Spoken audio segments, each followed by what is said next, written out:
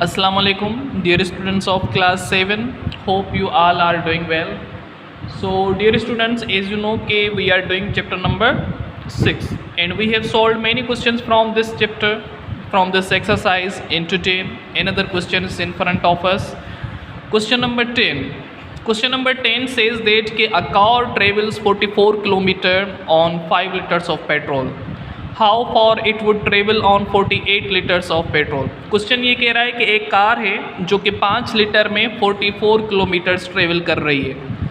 अब बताएं कि वो 48 लीटर्स कितने किलोमीटर तक ट्रेवल करेगी, यानी कि अगर 48 लीटर्स पेट्रोल के डलवाएं कार में तो वो कितने किलोमीटर्स तक ट्रेवल करेगी, ये क्वेश्चन है।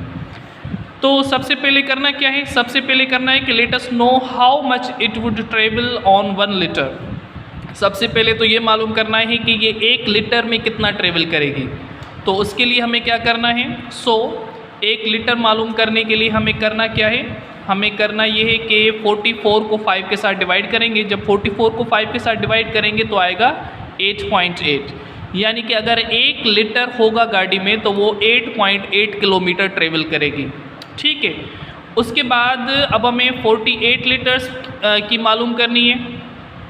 48 लीटर्स, अब सिंपली आप क्या करेंगे, 8.8 को 48 के साथ मल्टीप्लाई करेंगे तो ये आएगा आपके पास 422.4 किलोमीटर्स, यानी कि 48 लीटर्स होंगे गाड़ी में तो वो इतने किलोमीटर ट्रेवल कर सकेगी।